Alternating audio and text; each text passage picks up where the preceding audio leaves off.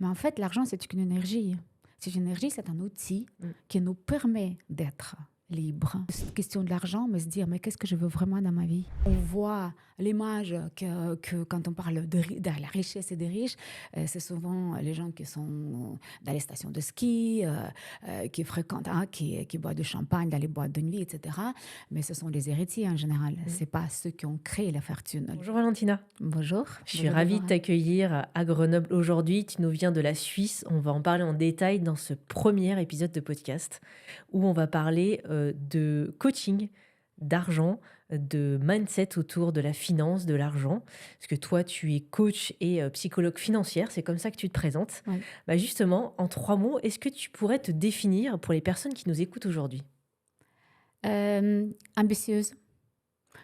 J'ai une ambition et parfois les gens ils disent que je n'ai jamais assez et c'est vrai.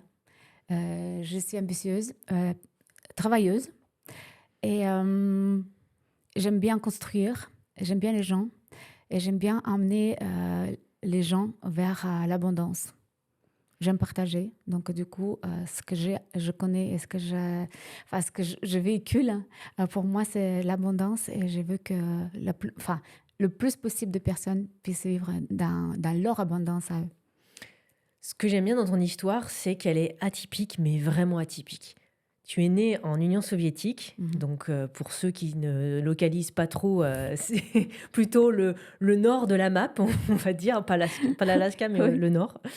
Et en même temps, maintenant tu vis en Suisse. Mhm. Du coup, j'aimerais comprendre vraiment la petite Valentina qui est née justement dans un pays qui est quand même loin de la France et loin de la Suisse, et comment tu es arrivée en Suisse. Alors, c'était une opportunité. Je pense qu'une des premières opportunités que j'ai su saisir. Pour moi, c'était comme une opportunité. Je suis venue trouver une amie et, euh, et j'ai eu une opportunité de rester par force de choses. Et je me dis, en fait, je ne savais pas du tout ce que c'est comme aventure d'être déraciné et de quitter son pays natal. Euh, Parfois, les gens, ils ont peur de changement. Je peux les comprendre parce que peut-être ils sont un petit peu plus conscients. Mais quand on veut saisir une opportunité, voilà, ou on la prend, on la prend pas. Tu es partie à quel âge J'avais 26 ans. J'avais 26 ans, j'avais une formation universitaire déjà à Leningrad, Saint-Pétersbourg aujourd'hui. J'étais maître d'armes d'escrime. Je faisais l'escrime en compétition, sportif professionnel. Je faisais l'escrime pour l'armée rouge. J'étais militaire. Et voilà. Et je m'atterris dans un pays capitaliste. Je parlais pas du tout ni le français ni l'anglais, aucune langue à part le russe. Et j'avais pas un sou en poche. Impressionnant parce que en général, on se dit toujours que notre métier d'aujourd'hui, et on va parler de ton âge après, mais je veux pas spoiler. En général, il y a toujours une racine à l'enfance ou à l'adolescence, mais toi, tu es complètement à l'opposé du coaching. En fin de compte, ça a été quoi le déclencheur déjà pour venir en Europe, parce que, enfin en Suisse en l'occurrence. C'était vraiment un hasard. Par contre, par rapport à ce déclencheur dont tu parles, ça me vient tout de suite comme ça, une prise de conscience. Ce que j'étais depuis très jeune, vraiment un leadership, j'étais vraiment un leader naturel. Je pense que je suis un leader naturel. Et quand j'ai fait les études, mes premières études universitaires à Saint-Pétersbourg, à Leningrad à l'époque, j'ai dû travailler avec des groupes d'étudiants où j'ai dû les guider, comme prof de sport notamment, etc. Et j'étais toujours, en fait, pour moi, c'était déjà quelque part un management. Quand tu dois ménager une salle, quand tu dois parler aux gens, j'étais toujours élue au niveau politique, quelqu'un d'un plus important à l'école. Donc, j'ai un petit peu dirigé des gens, j'ai amené déjà des gens. Et en fait, déjà toute petite, les enfants ils m'écoutaient, ils me considéraient. Et je pense que c'est là, en fait, le coaching, par la suite, il vient aussi de là, parce que finalement, quand les gens nous considèrent, c'est un petit peu, ça devient presque un devoir de partager. Voilà. Du coup, il y a une question qui me vient. Est-ce que tu penses euh, que finalement, on ne devient pas coach par hasard ou pas tout le monde peut être coach finalement? Et finalement, c'est cette racine-là que tu avais dans l'enfance ou d'adolescence Mmh. qui ont fait que tu as ta posture aujourd'hui. Parce qu'on n'a pas toute la même enfance et même dans une fratrie, par exemple, tu ne l'as pas dit, mais ta sœur jumelle, Oui, j'imagine qu'elle n'a peut-être pas le même leadership que toi. ouais, absolument, elle a pas du tout le même, leadership et je pense que pour répondre à ta question, tout le monde peut être un coach, tout le monde peut être, courtier immobilier, tout le monde peut être coiffeur. Maintenant, je pense que c'est le secret pour personne. Il y a des bons coiffeurs et des mauvais coiffeurs et voilà, il y a peut-être un plus. Après, je dis toujours pour, chaque casserole a son couvercle. Donc, il y a peut-être un coach qui va me parler, vers qui je vais aller, un coiffeur vers qui je voudrais aller et toi pas et cetera. Donc, voilà. Est-ce que tu penses que ton parcours, personnel, ton enfance, le fait que tu vives dans un pays qui est quand même atypique par rapport à la Mmh. France, est-ce que ça a influencé sur ton choix professionnel ou en tout cas sur ta posture que tu as aujourd'hui? Hem, En tout cas, par rapport au sujet que j'ai choisi aujourd'hui et que je traite et que j'adore en fait, c'est sûr que c'était le cas. D'être dans l'Union soviétique et de venir dans cette expérience que j'ai vécue en fait, en étant une fille pionnière, voilà, fille, hem, dans un pays qui est complètement, aujourd'hui d'ailleurs qui n'existe pas, mais complètement déjoncté Mmh. si on réfléchit et qui est complètement à l'opposé de pays capitalistes, où je vis aujourd'hui. Forcément, oui. Tu sais, on a souvent l'image que, les asiatiques, ont une rigueur beaucoup plus dense que, nous en Europe, que nous on est un petit peu plus, on va dire désorganisés. On a l'image aussi de la Russie qui est très structurée, très posée, avec une certaine ambiance dans le pays. Est-ce que c'est vrai ou c'est un mythe? Toi qui a vécu, qui est né là-bas et qui maintenant vit justement dans un autre continent? Oui, bien sûr, c'est une mentalité qui est différente. Moi, je pense que pour définir, bon, la Russie, moi, je dirais l'Union soviétique, puisque mon père est ukrainien, Oui. ma mère est russe, hein. Mais on était quand même pas mal tous mélangés. Mais dans le système, en fait, dans lequel je grandis, et puis ça reste toujours un peu, pas seulement les Russes, les Ukrainiens, je reste toujours les amis qui sont en fait de tous cette nationalité biélorusse, et là, les Tadjiks, là, tout ça, tous ces gens, pour moi, ça reste toujours les Russes parce qu'ils parlent toujours tous russe. Je pense qu'il y a quelque chose qui est à retenir, c'est quand même un certain patriotisme, ça c'est sûr. Et puis le respect de hiérarchie qui existe toujours, que malheureusement je vois dans les pays en Europe, là ici chez nous, ça commence à se gommer fortement. La période selon, quand les gens vous n'aurez écouté, peut-être dans un an, dans 2 ans, la période actuelle en 2024 est sensible, Oui. donc du coup, c'est pas forcément facile, toi, de ton côté, puisque tu dis que tes 2 parents étaient, des 2 nationalités. Mhm. Du coup, c'est complexe, forcément, aujourd'hui pour toi? C'est très complexe. Bon, moi, je prends pas de position. J'ai une idée par rapport à ce qui se passe et ce qui s'est passé. Maintenant, j'ai énormément d'amis ukrainiens, ukrainiennes, des copines. On n'aborde pas ce sujet parce Mmh. que c'est quand même un sujet sensible. J'aborde pas ce sujet avec ma mère non plus parce qu'elle a sa vision aussi. Mais forcément, c'est facile pour personne. Et en tout cas, je peux confirmer que là maintenant tout le monde elle a vraiment un ras-le-bol et on aimerait tous Mmh. que ça se finisse le plus vite possible pour vraiment de retrouver en fait la paix et de retrouver la vie quoi, pour tout le monde. Oui, finalement, on est tous des êtres humains et on veut juste vivre en Absolument, paix c'est et il y ça, a d'autres, désaccords qui sont peut-être au-dessus que nous, citoyens, c'est ça. et qui nous permettent de vivre, correctement. Pourquoi tu as souhaité aborder, la thématique de l'éducation financière? Est-ce qu'il y a un manque? Alors notamment en France et en Suisse, hein, parce que nous, Mhm. on est dans le contexte français et suisse, avec toi. C'est quoi ton constat autour de ça? L J'ai remarqué quand j'ai fait, mes dernières études, maître praticien en programmation neurolinguistique, c'est là franchement ça m'a fait le déclic, que dans la salle, où il y a beaucoup de thérapeutes, il y a beaucoup de gens qui sont bienveillants, qui veulent tous, tu vois, aider quelqu'un et cetera et que je remarque qu'il y a vraiment un gros problème. Finalement, les gens ils parlent de l'argent. Ils disent, «Ben, moi, j'ai pas d'argent pour payer la formation, j'ai pas d'argent ci, j'ai pas d'argent ça. J'ose pas demander le prix pour, Mmh. mes services, pour mes prestations parce que moi, je me sens pas légitime, parce que c'est trop cher. Pour les gens, ils sont chers. Les gens, ils ont pas d'argent» et là, tout d'un coup, je me dis: «Allez, attendez, on vit en Suisse, en tout cas, dans un pays des riches. En Europe, on est quand même les pays, c'est pas les pays sous-développés où les gens ils Mmh. ont vraiment rien à manger.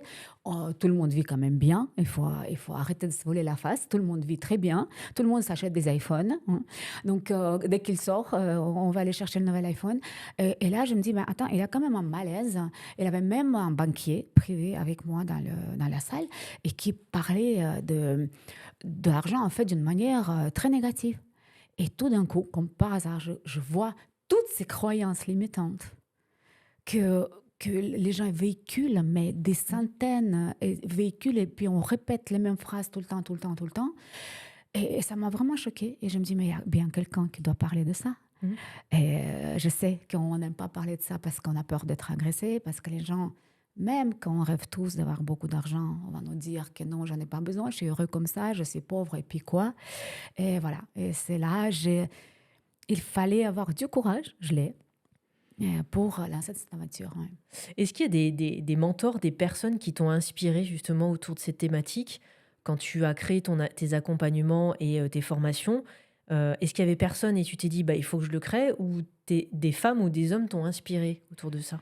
Moi, j'aime beaucoup des reportages, vraiment des vraies histoires. Je remarque, je peux pas dire que je suis vraiment inspirée par une ou autre personne. J'aime bien les gens qui travaillent, qui sont construits par eux-mêmes.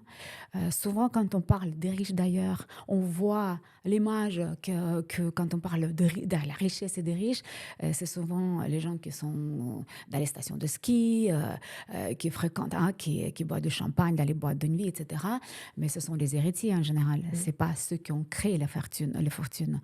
Et moi, je suis passionnée par des gens qui foncent, qui vont, qui prennent des risques, qui parfois cassent la figure, mais qui continuent et qui ont ce courage de construire quelque chose de nouveau et oser. Parler d'argent, c'est toujours un peu sensible. À ton Ouais. avis, pourquoi? C'est quoi qui fait que c'est tabou un peu? Parce que en fait, ça fait peur. L'argent, il fait peur. D'un côté, il donne envie, ça provoque Mmh. beaucoup d'émotions. Moi, je vois dans mon travail, il y a énormément de souffrance autour de l'argent.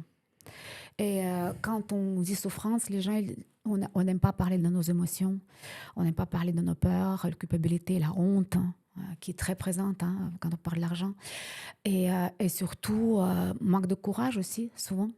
Donc, c'est beaucoup plus facile de maîtriser les gens qui ont honte et voilà, de les amener là où on aimerait les amener. Et c'est pour ça aussi ça existe. Et voilà, les gens, on ne parle pas d'argent parce que il y a aussi, je pense, quelque part, il y a des déceptions, on il y a la jalousie, il y a toutes ces émotions, en fait, et des sensations que nous provoque de l'argent, parce qu'en fait, c'est qu'une énergie et c'est un outil, puis on ne le voit pas comme ça. C'est peut-être aussi culturel? Forcément, c'est culturel Mmh. et aussi, religieux aussi, en fait, bien sûr, Oui. c'est quelque chose que l'argent, tout le monde en rêve, tout le monde, hein, voilà. Mais, t enfin, les gens, ils jouent au loto, tous ceux qui disent: «Ah non, j'ai pas besoin d'argent» et cetera. Mmh. Bien sûr, c'est culturel. On ne parle pas il faut pas parler de l'argent, il faut pas dire combien tu gagnes, pas que les Ouais. gens ils sachent. Et puis attends, elle a mauvais œil, et puis qu'est-ce qui va arriver? Tu vas te faire prendre cet argent. Il y a plein de peurs autour de Mmh. ça. Avoir de l'argent, il a la peur de ne pas pouvoir le gérer, de le perdre ou de se faire ramasser. Ouais, ça a toujours été en fait. Bien sûr, Finalement, quelles que soient les générations, même, bien sûr. en arrière. En général, l'argent quand tu en parles, enfin quand on en parle, il y a toujours, tu sais, dans les séries, le Mhm. diable qui arrive, Oui, les vampires qui arrivent, le monde sombre oui. ou les personnes qui abusent et cetera. C'est toujours dans l'abondance, mais de manière négative. C'est dommage, on devrait changer ça. Absolument. On commence déjà par les contes de fées. Quand les petits-enfants, quand on lit les Mmh. héros qui sont hein, qui gagne? C'est Ouais. toujours le pauvre, le pauvre garçon qui a rien, tu vois, le paysan qui est avec sa vache et puis ce prince, ou bien c'est quelqu'un qui est méchant, enfin voilà, qui a de l'argent. C'est souvent bah oui, bien sûr que il faut changer ça parce que ça n'a rien à Mmh. voir. L'argent n'a rien à voir là-dedans en fait. C'est notre vision et surtout ce qu'on veut ce qu'on veut faire ce qu'on veut de nous, en fait. C'est ça. Enfin, c'est la force aussi. C'est la force d'avoir faire. Si tout le monde devient riche, ben, ça va pas être intéressant. Il y aura toujours, c'est comme les entrepreneurs versus les salariés. Il C'est faut qu'il ça. y ait des salariés pour qu'il y ait des entrepreneurs et vice-versa. Exactement. Qui c'est qui va payer les salaires? C'est pas pour rien qu'il y a les gens qui sont salariés et qui d'autres qui sont patrons.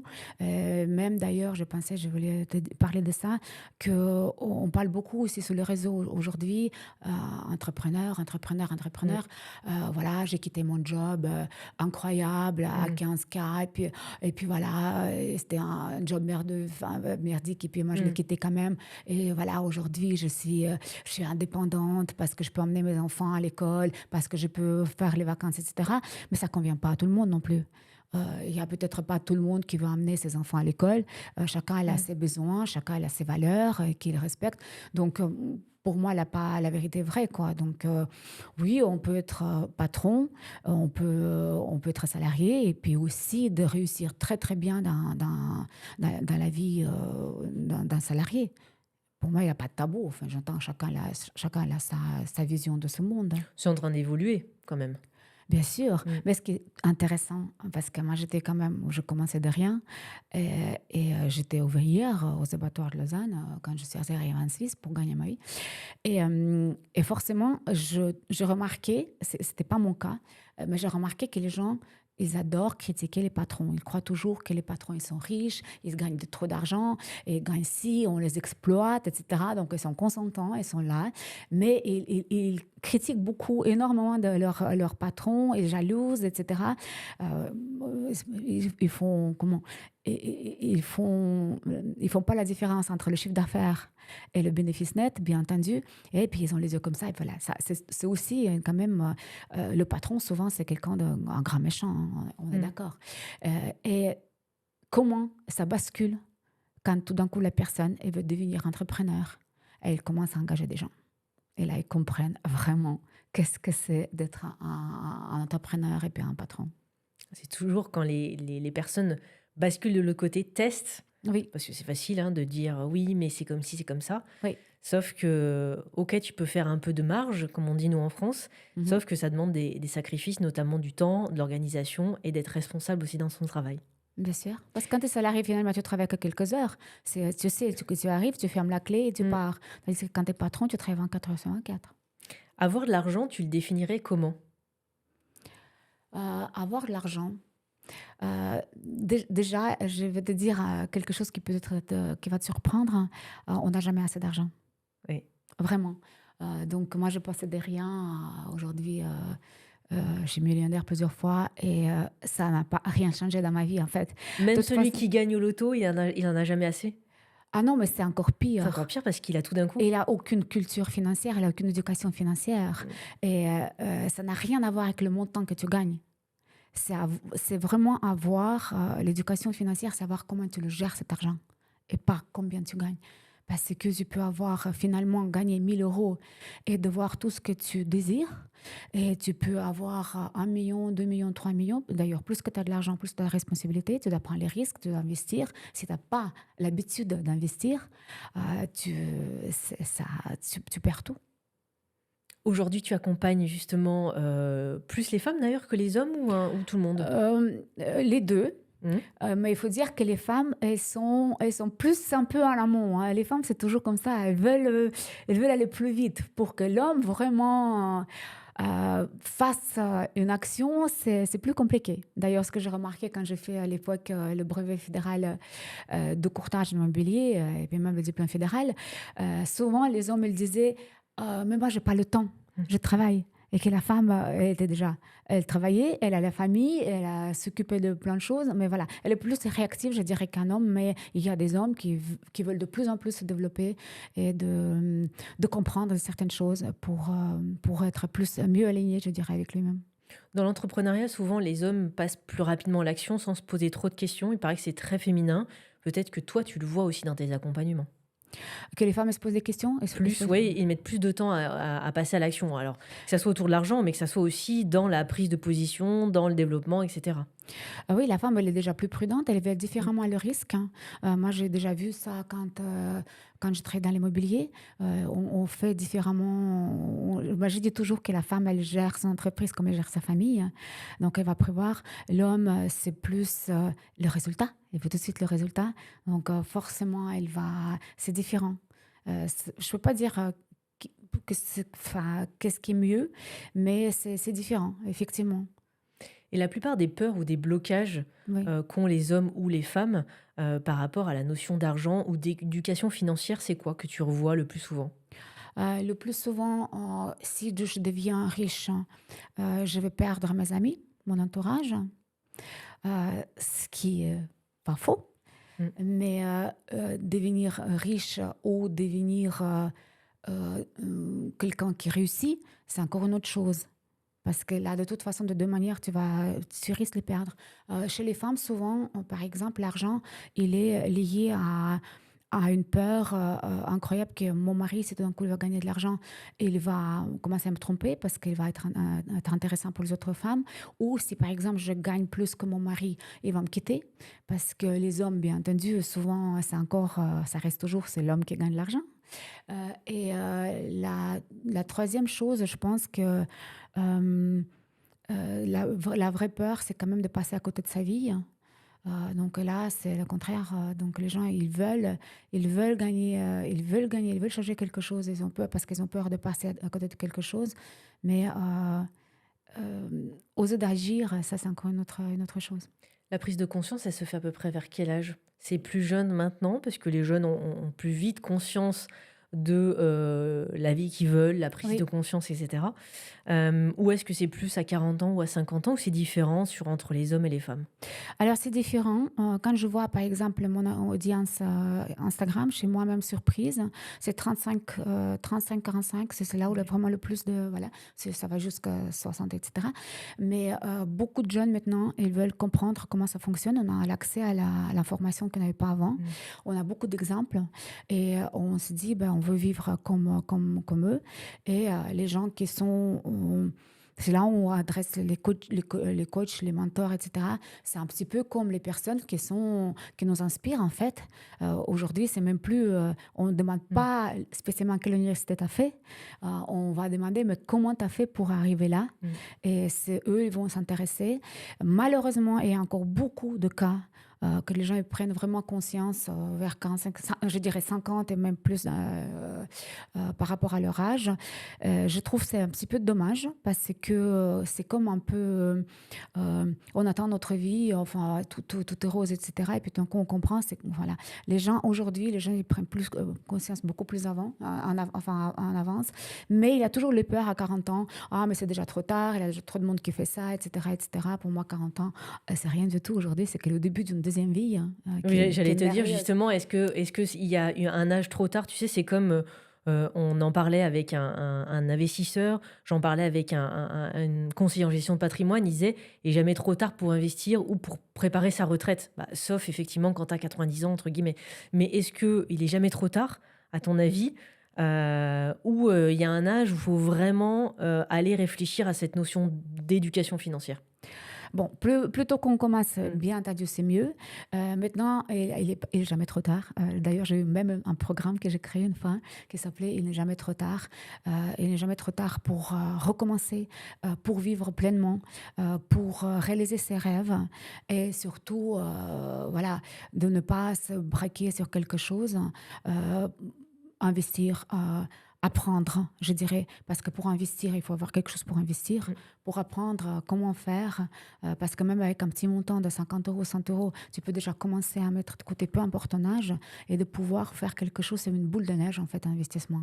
Mais il faut commencer par petit. Donc voilà. Ouais. J'aimerais parler du coaching. Oui. Pourquoi? Parce que on entend le mot coach à toutes les sauces. Mhm. Déco d'intérieur, cuisine, web, enfin communication, mécanique, enfin il y a de tout, même Oui. la peinture. Mhm.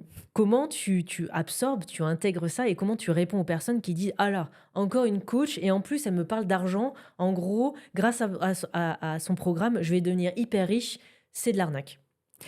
Souvent, en fait, ce qui parce que, comme tu sais, je suis présente sur les réseaux et quand j'évoque les sujets qui sont un petit peu sensibles, notamment de l'argent et quand je vais pauvre, riche pour me faire entendre, n'est-ce pas? Ça, c'est des mots 2 mots que tu peux être sûr qu'on va m'entendre et les gens, ils disent: «Voilà, c'est encore une, justement, c'est là, voilà», c'est exactement ce que tu as décrit, C'est une cette arnaque. espèce de, voilà, arnaqueuse, une espèce de coach qui arnaquent les pauvres, qui vont à les formations pour les vendre. En fait, en général, c'est des gens qui n'ont pas d'argent, forcément, et puis en plus de ça, qui veulent rien changer dans leur vie, hein.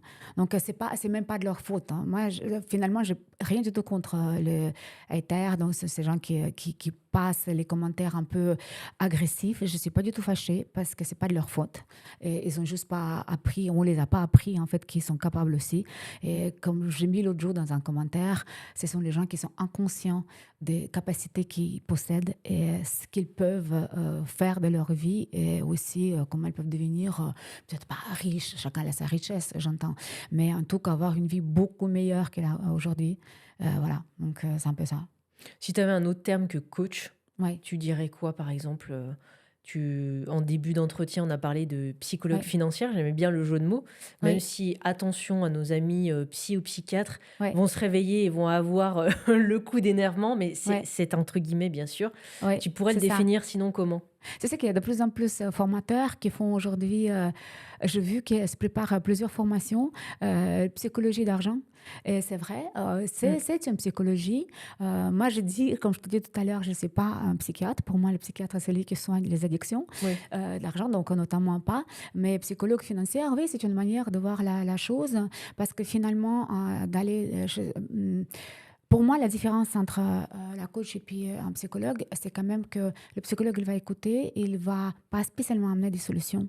Tandis qu'un coach, pour répondre à ta question, par quel mot je peux remplacer, je dirais un formateur, je dirais quelque part un maître, tu vois, je suis maître praticien PNL, je pense maintenant, je suis maître d'armes d'escrime. Oui, c'est une personne, un mentor pour moi. C'est aussi des mots qui sont peut-être un petit peu différents de nous, le professeur en fait. Quelqu'un qui a déjà passé par là, qui a des compétences nécessaires, vraiment, et qui peut donner son opinion. Les mots conseils, j'aime pas, j'aime moyen hein, les mots conseils parce que les conseils cachent souvent quelque chose, nos peurs, notre propre vision, notre quart de monde, mais on peut partager et sensibiliser les gens par rapport à notre expérience et surtout nos compétences. Est-ce que tout le monde peut recevoir les conseils, tes conseils, ou est-ce qu'il y a des personnes qui sont pas aptes à les recevoir? Alors tout d'abord, depuis que je m'occupe des gens, je deviens, comme je l'appelais, le psychologue financière, je ne donne pas des conseils gratuits. Parce que de un, les gens, ils ne nous écoutent pas. Mmh. Et de deux, voilà, j'estime que quand on calcule un petit peu et quand on voit l'expérience, les années vécues, combien ça coûte, toutes les autres études que j'ai fait, il n'y a pas que autres études, mais toutes les études que j'ai fait, toutes les formations que j'ai suivies, le temps que je passe pour faire les formations, le temps que je passe à écouter des podcasts, Mmh. de lire des livres, d'étudier, vraiment, le temps qui coûte énormément d'argent, j'estime que ce que je demande en retour, ça doit être récompensé. Sinon, Mmh. déjà, d'ailleurs, ça permet peut-être de me faire aussi d'aider aux autres personnes, notamment à ceux qui ont vraiment pas de moyens, mais qui veulent aller de l'avant et qui commencent par voir les vidéos gratuites, en fait. Mmh. Ces partages, ces astuces, etc., ce que je partage sur les réseaux. Quelque part, pour pouvoir les payer, ces conseils, ben forcément, je demanderai à quelqu'un qui veut un résultat plus important. Mmh.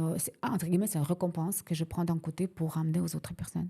Dans la notion de marketing ou communication, on parle toujours du 80-20, avec la notion de donner un peu de gratuit pour recevoir dans l'abondance ou vice versa. C'est un peu ce que tu dis. Moi, je pense de toute façon, il faut donner le maximum. Il ne faut pas avoir peur de donner. Aujourd'hui, on a peur de donner trop Mmh. parce que d'un coup, qui va voir. De toute façon, c'était bon, on te copie, c'est bien. Alors, Ouais. ça nous challenge aussi hein, d'aller plus loin. Parce que quand tu vois que ton produit était copié ou un petit peu en tout cas inspiré, en fait, quelqu'un qui est Mmh. inspiré par toi, donc tu es bon. Et il n'y a pas à avoir peur de ça. Et les gens, ils ont la peine à partager, partager les contacts, partager ici, etc. etc. Et surtout, les gens, ils ont tendance à avoir la peine d'être heureux pour les autres et surtout apprécier le succès des autres. Justement, c'est quoi qui te différencie par rapport à une autre ou un autre, mais plutôt une, parce que déjà l'homme et la femme sont différents, mais par rapport à une autre coach, Oui. dans la même thématique que toi, c'est quoi qui te différencie d'elle? Écoute, je pense qu'on est chaque personne, on est tous uniques, on a tous notre carte du monde. J'explique dans la programmation neurolinguistique, hein. Donc, on a chacun notre vision. Comme je viens de te dire que chacun a sa casserole, moi, je pense que je suis super directe. Ça peut ne pas convenir à tout le monde. J'ai vraiment. Enfin voilà, je dis ce que je pense par expérience parce que j'ai compris que quand tu peux pas parler des heures et des heures et des années Mmh. avec quelqu'un et finalement si tu peux pas les mots sur les mots, les gens ils vont pas t'entendre. Donc, ce qui me différencie vraiment, c'est je pense que cette honnêteté, cette manière de parler, de franc-parler, en fait, et pour aller plus vite, en fait, parce que, comme je dis, je ne suis pas là pour être gentille, je suis là pour être efficace. Donc, voilà. Et cette différenciation, elle est importante. Moi, je dis souvent qu'il y a pas de concurrence. Non. On choisit le prestataire, le thérapeute, voilà, peu importe qui nous représente et Mhm. effectivement, bah, la concurrence, il y en a pas vraiment puisque on va essayer de trouver, je dirais pas la personne qui nous ressemble, mais presque. Oui, Moi, j'aime bien les personnes directes comme toi, donc ça me conviendra. ça. D'autres où ils ont besoin de plus de sensibilité, de rondeur et Mhm. cetera, trouvons un ou une coach qui sera adapté. C'est ça. Après, tu vois, ce que je remarque, par exemple, quand je reçois les commentaires un petit peu haineux, tu vois tout de suite. Tu vois tout de suite dans les commentaires que dès que tu engages un tout petit peu la discussion, ça devient ton client après, par la suite. De nouveau, tu vois, Ah oui. oui, et ça peut vraiment, c'est vraiment arrivé jusqu'à qu'il t'achète de produits, tu vois. Donc, il veut te faire accompagner par toi. Mais alors, qu'est-ce qui fait que la personne juste avant était haineuse, comme tu dis? Tu déclenches en elle quelque chose qui est vraiment qui est douloureux pour elle, OK. une douleur, une peur, etc. Et puis elle va plus loin. Et je pense qu'aujourd'hui, on a une chance énorme. Moi, en ayant quand même passé quelques années sur les gradins des universités et des écoles, je remarque que quand tu fais une formation dans ce genre d'institution, tu peux pas choisir ton professeur. C'est l'établissement qui choisit ton professeur. OK. Et parfois, la personne, elle a de la peine à transmettre ses Mmh. connaissances. Et tu es obligé de faire avec. Tandis qu'avec les réseaux sociaux, bah justement, ce qui me différencie des autres, toi, tu vois, Valentina, et d'ailleurs, Mmh. tous ceux qui viennent vers moi, ils disent, je veux me faire coacher par toi. Mmh. Voilà. Et ça, c'est important de le dire. Ouais. Ouais. Tes objectifs 2025, c'est quoi? Euh, Tout d'abord, ça fait un rêve déjà, enfin, qui se prépare déjà toute cette année. Euh, J'aimerais créer des conférences, vraiment mettre sur place des conférences pour partager au maximum de personnes, vraiment offline, les conférences offline, où je vais vraiment remplir des grandes salles pour partager avec le maximum de personnes, justement pour les sensibiliser par rapport à leur capacité, à leur talent, de tout ce qu'ils peuvent accomplir et de casser ses peurs, ses doutes, ses hontes, etc. Voilà. Ça, c'est vraiment pour moi un grand rêve d'être là. Ouais, j'adorais ça.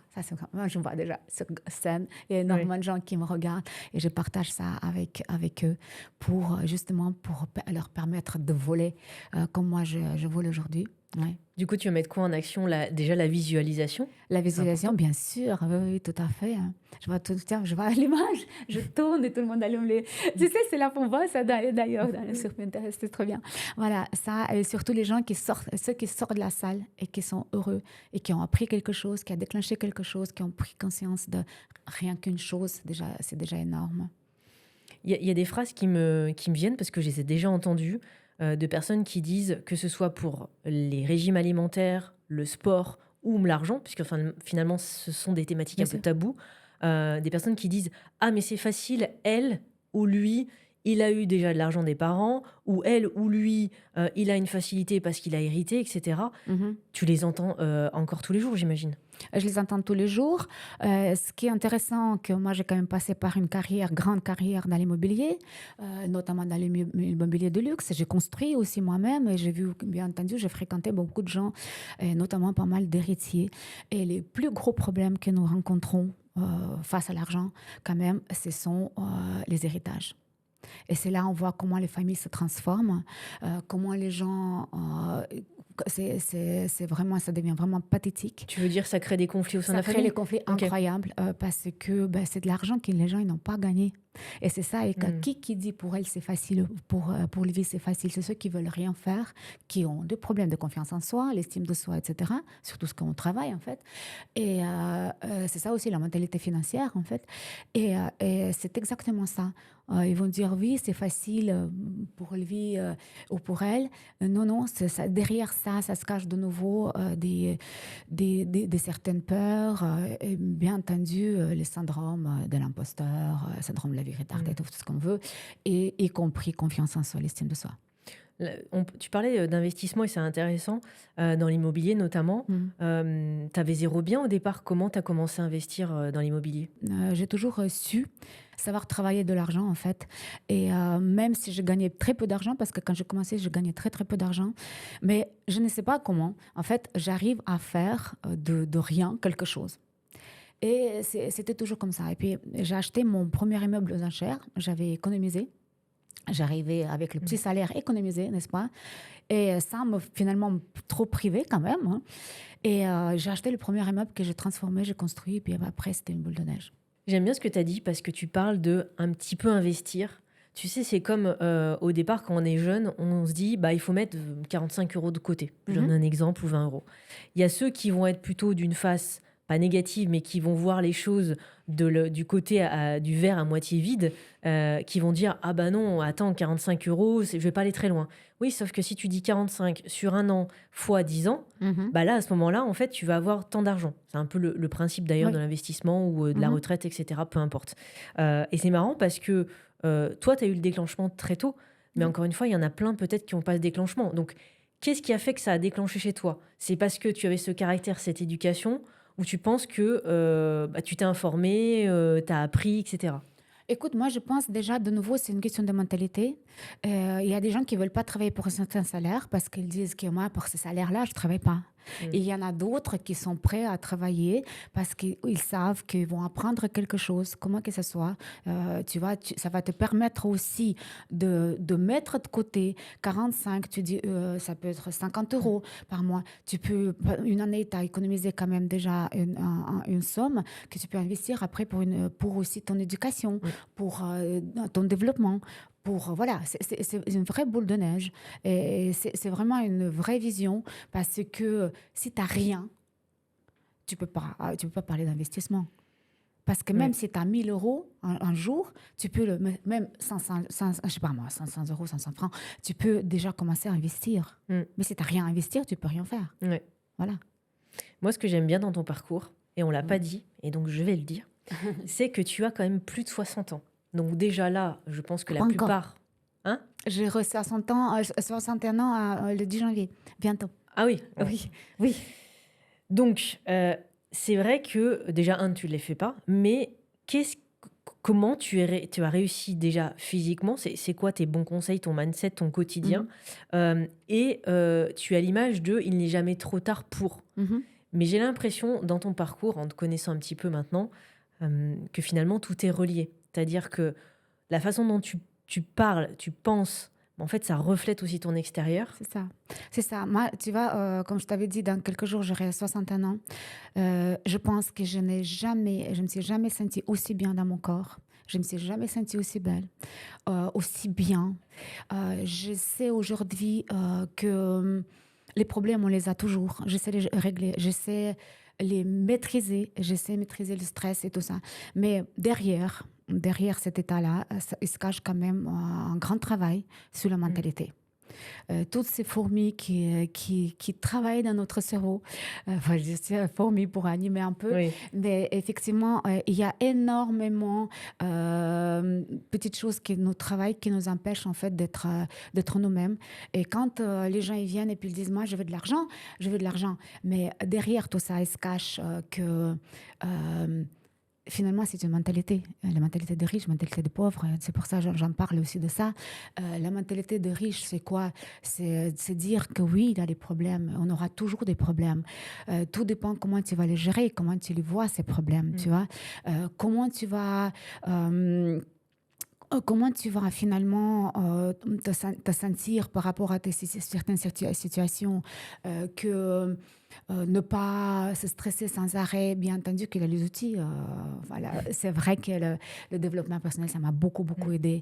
Et si je connaissais tout ça avant, je pense que ça aurait été, enfin, je pense que j'aurais été encore plus loin voilà, vraiment dans mes projets, même que je pense que c'est déjà pas mal pour une femme, ce que j'ai accompli. Mais la mentalité, vraiment, quand les gens viennent, puis je dis, bah oui, on va travailler sur confiance en soi, sur l'estime de soi, pourquoi on a ce syndrome de l'imposteur, etc. Tout ça se passe par la tête. Parce que du moment qu'on n'a pas réglé notre mental, en fait, et on n'est pas sûr de soi-même, on ne peut rien accomplir. Et aucun investissement sera fructueux, en fait, finalement. Tu as l'image de il n'y a pas d'âge aussi, que Il tu n'a disais pas tout à d'âge. l'heure. Il n'a pas d'âge. J'ai commencé, j'étais déjà dans l'immobilier, mais j'ai ouvert mon agence immobilière Dom Suisse à 45 ans. Et à 55 ans, je me suis reconvertie en coach, tu vois, en mentor, en coach. Et puis, je suis absolument passionnée et je vais encore bien plus loin. J'ai déjà commandé une chanson, donc je vais... Non, c'est un projet pour l'année prochaine. Donc, je vais chanter encore, etc. Je pense qu'il n'a pas d'âge pour oser. Il faut juste avoir du courage. Ce n'est pas une question d'argent, c'est une question de courage et vraiment la volonté d'aller plus loin. Parce que l'argent, finalement, il vient par la suite, c'est une énergie, donc elle vient vers ceux Mm. qui en ont besoin. Et est-ce que tu aurais des bons conseils, enfin, tu sais, des bons tips pour justement à générer un plus d'argent? Alors évidemment, il faut le penser en conscience. C'est pas Oui, juste comme ça dire oui, je veux de l'argent. Parce oui, que finalement, certains le réclament, mais je suis pas sûre. C'est comme quand je dis la célébrité, c'est entre gros guillemets. oui, Certains disent oui, je veux être connu, je veux être célèbre, mais c'est est-ce ça. que tu veux vraiment avoir cette condition de vie-là? C'est ça. En fait, ce qui se passe, c'est que souvent, les gens, quand ils viennent et puis ils disent je veux de l'argent, tout le monde veut de l'argent, n'est-ce pas? Mais en fait, l'argent, c'est une énergie. C'est une énergie, c'est un outil Mm. qui nous permet d'être libres, qui nous permet de bien manger, de avoir un corps aussi, parce que ça aide quand même. Si Mm. tu vas, peut te permettre d'aller en spa, de faire les soins, etc. Si tu n'as pas Mm. d'argent, tu ne peux pas le faire. Donc forcément, tout ça. Pour moi, c'est vraiment d'être ouvert à prendre aussi des risques, de faire des certains changements, de se dire, là maintenant, je vais attendre un peu, je ne vais pas me précipiter pour acheter quelque chose, je vais mettre de côté pour m'offrir après une formation. Voilà, les cadeaux intelligents, on en a parlé. Donc, ouais, c'est ça le vrai tips de, de, de ne pas se braquer sur cette question de l'argent, mais se dire, mais qu'est-ce que je veux vraiment dans ma vie? Tu vois, Mm. comme on dit, d'être libre financièrement. C'est beaucoup plus facile d'être libre quand tu as de l'argent, ça c'est sûr. Je pense aussi à Mm. des personnes que je connais, plus ou moins proches, qui ont été éduquées à faire beaucoup d'économies, Mhm. mais de ne pas profiter de la vie. Oui, Et ce que tu as dit tout à l'heure, moi, je l'intègre complètement. Pour moi, c'est un vecteur, c'est un outil. Donc, je vais pas tout garder, je vais en garder le minimum pour gérer nos oui, entreprises, etc. Mais pour moi, ça va me permettre d'utiliser d'autres choses, régénérer, transformer, faire c'est ça. travailler des collaborateurs, Oui, voyager, manger, etc. Et je trouve que cette notion-là, on l'aborde pas assez parce que on est peut-être, en tout cas nous en France, après tu me diras la différence, mais trop un peu écureuil, tu sais, on oui, garde bien. Sauf oui, que moi, je dis souvent, et j'ai un collaborateur un peu comme ça, je lui dis, mais si demain, il t'arrive un accident où tu décèdes, tu vois, tu n'auras pas profité de ton argent. Donc après, il ne faut pas tomber dans l'excès non plus, à tout dépenser et de ne pas avoir de côté. Mais comment ça gère? C'est quoi qui se passe? alors ce qui est intéressant, c'est qu'on n'a jamais assez. Ouais. Et que tu peux mettre tout ce que tu veux de côté. Si vraiment Mm. un gros pépin qui arrive, tu n'auras pas assez. Et plus que tu gagnes, enfin, plus que tu dépenses, plus que tu prends des risques, les risques sont deviennent Mm. plus. Enfin, parce qu'investissement, finalement, c'est un risque. Tu veux Mm. pas même si tu laisses l'argent à la banque, de toute façon, au bout de moment, tu vois, il y a l'inflation, etc. Le problème avec cette problématique de Ouais. mettre toujours de côté, c'est qu'il y a l'inflation. Mm. La vie change et finalement, tu ne profites pas. Moi, je suis assez pour de quand même utiliser cet argent pour se développer. Mm. Parce que, je pense, tu deviens vraiment bien dans ta peau, libre et euh, tu réussis vraiment quand tu comprends que quoi qu'il arrive demain, euh, tu sauras, tu sauras le gagner de nouveau cet argent. Mm. Tu n'as pas peur de le perdre. Tu sais, on n'a pas peur de perdre une jambe. Enfin, tu vois, c'est pas une jambe, c'est Ouais. pas une tête, tu vois, que tu perds. C'est que de l'argent, finalement, c'est une énergie. Et si tu as appris, si tu as compris tes forces, si tu as compris tes points forts, et tu les as développés, c'est devenu une compétence chez toi, tu n'as pas peur parce que Mm. tu sais que tu pourras toujours le générer, cet argent. Et pourtant, c'est une peur énorme. Bien sûr. C'est une peur énorme, que je pense qui est présente dans 90% des personnes. Et puis en plus, il y a des cas où des personnes étaient très riches, je pense qu'ils sont devenus riches très vite Mhm. et reperdent d'un seul coup, voire même ils sont à la rue. Oui. Donc c'est normal que la peur soit présente. Bon, et ça, je pense que c'est quand même pas les cas Non, les c'est quoi? plus. C'est Voilà. 2%. Voilà. Moi, je pense que la peur, les peurs irrationnelles, comme je t'avais dit, de perdre son conjoint, de perdre sa maison, Oui, etc. Ce sont des choses comme ça. Mais c'est les croyances limitantes, en fait. Tout oui, ça, ce sont des croyances limitantes. On nous a appris. Les oui. parents, ils ont dit qu'il faut mettre de côté. Les parents, ils ont dit que les riches sont méchants. Les parents, ils ont dit qu'ils abusent des pauvres, qu'ils les exploitent. Tu vois, c'est même pas nos parents, c'est encore les ancêtres. En fait, Mm, c'est depuis toujours. C'était créé par quelqu'un qui l'a dit. Souvent, je me dis, mais c'est qui t'a dit? On dit, mm, c'est qui on. mm. Et ce sont les croyances limitantes qui nous empêchent en fait d'avancer. Et finalement, on porte un gros sac avec ses peurs. C'est un gros sac, j'ai toujours cette image un peu métaphorique, en fait, voilà, on a ce sac de le dos, on va le porter, on va le porter, on va le porter à la place de juste le jeter. Ils se disent, et dire, OK, la peur irrationnelle de futur, pourquoi est-ce qu'on va tout le temps négatif devant? Et quand il y a finalement tellement de belles choses on peut construire, pourquoi aujourd'hui, heureusement de plus en plus, on se projette pour l'année suivante, on demande de faire les vision boards, etc., Mm. pour se projeter dans cette image, on a plus tendance de voir le noir sur le tableau que de voir quelque chose de concret et magnifique. Ouais, et d'ailleurs, maintenant, on programme notre vision, C'est ça, notre bilan, comme tu c'est disais. ça. Et c'est hyper intéressant parce que, tu vois, quand j'ai démarré à 15 ans, Mhm. j'aurais aimé avoir tes conseils parce que quand je me suis lancée dans un domaine qui était plutôt masculin, qui est le web à la com de l'époque, on me disait, mais tu vas pas trouver tout de suite de travail. Du coup, j'ai gardé cette émotion et pendant les 2, 3 premières années, c'était compliqué parce que forcément, je n'étais pas dans l'énergie de la matérialisation des offres. Mhm. Alors que maintenant, je me dis, bah, en fait, il y a des offres pour tout le monde. Et même mon concurrent d'à côté, je pense qu'il va trouver des offres et on peut se lancer. Et c'est un peu le cas des entrepreneurs qui nous écoutent parce que c'est un peu Oui. nos niches à nous, on pourrait dire. Mhm. Il y aura de la place. Et quand des fois, moi j'ai vu des collaborateurs ou même des jeunes qui se lancent en tant que freelance, ils me disent oui, mais je trouve pas de prestation et il y a de la concurrence. Oui, mais est-ce que tu as fait un bilan? Est-ce que tu as une différenciation? Et en fait, quand tu regardes, ils n'ont pas fait tout ça. Non. Ils n'ont rien fait de tout ça. En fait, il faut juste créer le produit. Ouais. Si il dit je ne sais pas que faire, tu le crées ce produit. Il a toujours une demande sur quelque chose. Il faut juste analyser, comme tu t'as dit justement. Tu analyses qu'est-ce qu'il manque, parce qu'il y a toujours qui Mm. manque quelque chose. C'est forcément les gens, ils ont la tendance de dire, ils adorent ça.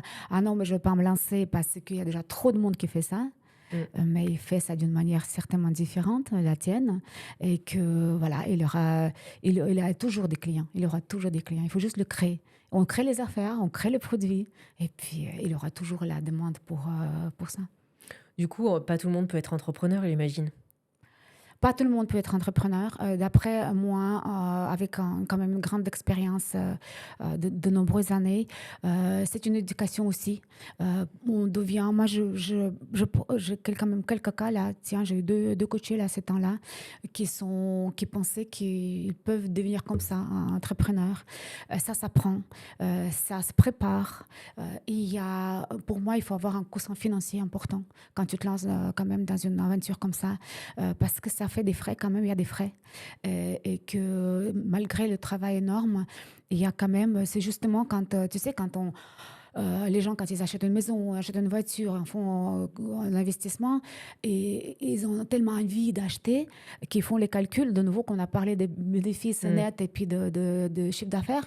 Ils font leurs dépenses sans penser qu'il y aura des frais, les frais d'entretien, Mm. les frais imprévus, Mm. tu vois, etc. Donc là, pour moi, c'est super d'être indépendant et entrepreneur, mais ça se prépare un projet. Et les gens, souvent, ils font même pas les business plans. Et ils comprennent pas combien de temps il faut tenir, quel Mm. quotient financier il faut avoir pour pouvoir survivre, combien de temps. Et moi, je peux te dire, avec l'expérience, malgré tout ce qu'on peut entendre sur le réseau, avec l'expérience, il faut minimum 3 ans pour vraiment commencer à tourner et de Mm. couvrir les frais. Donc, voilà ce que je peux aussi, je peux m'adresser aux entrepreneurs, que quand, si vous pensez à vous lancer dans cette aventure, prévoyez quand même d'avoir suffisamment, déjà rien que pour les besoins de vitaux, Mm. quand même 3 ans de vie il faut avoir, voilà, de mettre de côté pour ça, c'est pour la bonne cause en fait, pour pouvoir se lancer et puis d'être à l'aise. Oui, puis c'est pas parce qu'on lance l'offre Oui, qu'elle va fonctionner tout de suite. Faut en non, parler, faut tester, faut améliorer son offre, bien sûr, etc. Donc 3 ans, c'est ça. Moi, c'est exactement ça. c'est ça. C'est quand je me suis lancée. Bon, encore, c'était plus compliqué que maintenant.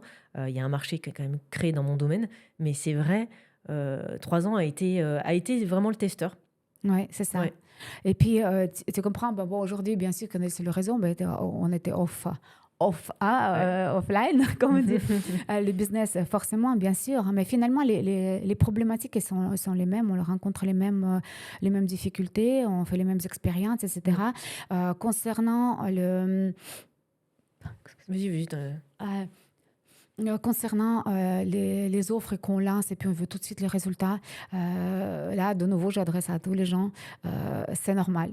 Il y a tout le monde, même les plus grands vendeurs, je dirais, ils ont tous passé par là, ils ont tous passé par les déceptions, ils ont tous dû avaler. Tous ceux qui n'ont pas avalé et par rapport à leur fierté, par rapport à la déception, etc. et autres, ou qui n'ont pas eu le quotient financier suffisant, qui ont dû retourner dans le salariat, en fait, ce sont les gens qui ont juste pas, qu'ils ont lâché, en fait.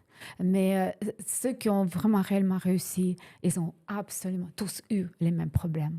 On a tous eu ça. C'est pas, on attend, et la personne qui nous attend, en fait, quand on arrive. Mm. Les gens, souvent, ils me disent, mais tu comprends, il y a J'attends mon personne produit et qui mon offre. vient, voilà, il y a personne qui veut acheter mon offre, etc. Ouais. Mais Ouais. c'est pas grave. Écoute, tu vas le peaufiner, tu vas l'étudier, tu vas le relancer, etc. C'est pas le moment. Il faut que tu te fasses connaître aussi. De Mm. nouveau, pourquoi on vient chez toi, pourquoi on veut t'acheter ton produit, pourquoi on veut t'acheter toi, finalement. Ouais. Est-ce que tu sais te vendre? Qu'est-ce que tu amènes de plus chez les autres, pour les autres? C'est comme quand souvent les salariés disent, moi, je suis pas assez payé. Tu vois ce que je veux dire? Mais Mm. alors, pourquoi tu ne changes pas de job? Pourquoi tu ne vas pas ailleurs? Tu vois? Pourquoi tu ne changes pas? C'est ça. Tu ne veux Et le rien changer. changement, Mais pourquoi tu vas changer? Mais l'inconfort voilà, c'est gêne. ça. Parce qu'elle n'est pas sûre de lui, parce qu'elle a un syndrome de l'imposteur ou bien le problème Mm. d'estime de soi. Bah, venez Mm. travailler pour ça. Mais c'est exactement ça. Ouais, l'entrepreneuriat, il n'y a pas que le beau des réseaux sociaux. Non, De maintenant, il y a énormément de temps et de concessions au départ, hein. c'est ça. Et on ne voit pas que les millionnaires LinkedIn, on ne voit pas que les youtubeurs qui Non, sont à l'autre bout de la planète. c'est Il n'y a ça. pas que ça. Il y a une liberté, bien sûr, mais il y a un retour. Donc, il faut Oui, en être conscient. Dans 10 ans, tu te oui. vois où et qu'est-ce que je peux te souhaiter pour justement dans 10 ans? Je pense que je serai dans ma salle de sport, épanouie de nouveau, quelque part peut-être au soleil, j'adore ça. Servir aux autres, j'adore servir aux autres, de contribuer et de voir plein de projets. Ça, c'est sûr, ça ne va pas s'arrêter à 70 ans, ça ne va pas s'arrêter du tout. Voilà.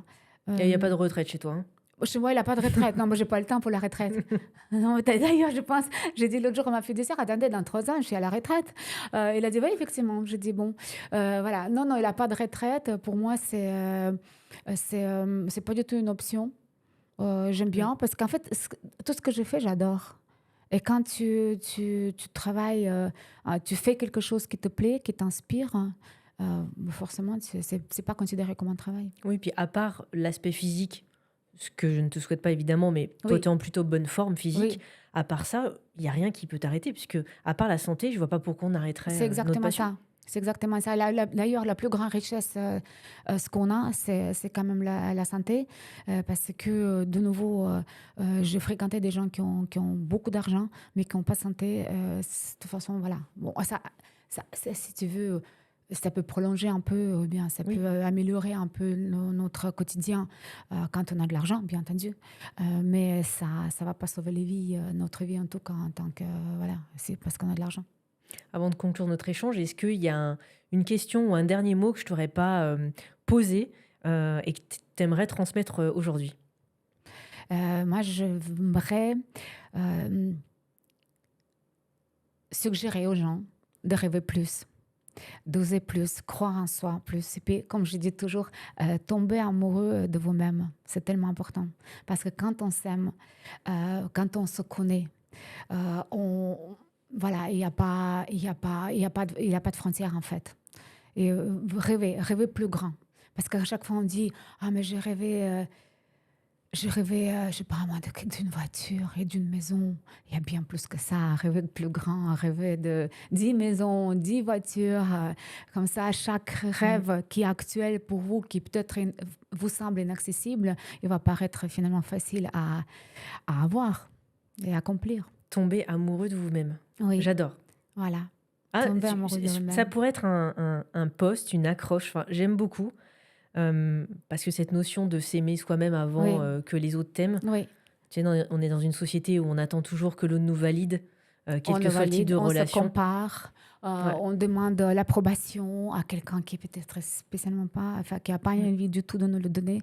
Voilà, quand on est bien avec soi-même, quand on sait qu'on est notre propre valeur et on s'aime, il y a personne qui peut nous arrêter. Bon, on transmet ces informations à tous les entrepreneurs qui nous regarderaient et Ouais, pas que, hein, ouais, enfin, ton programme est ouvert à tout le monde, ouais. bien sûr. On va mettre les informations en bas de la description de la vidéo et puis peut-être à un prochain épisode, Valentina, Avec un grand avec grand plaisir. Et puis plaisir. merci beaucoup, Déborah.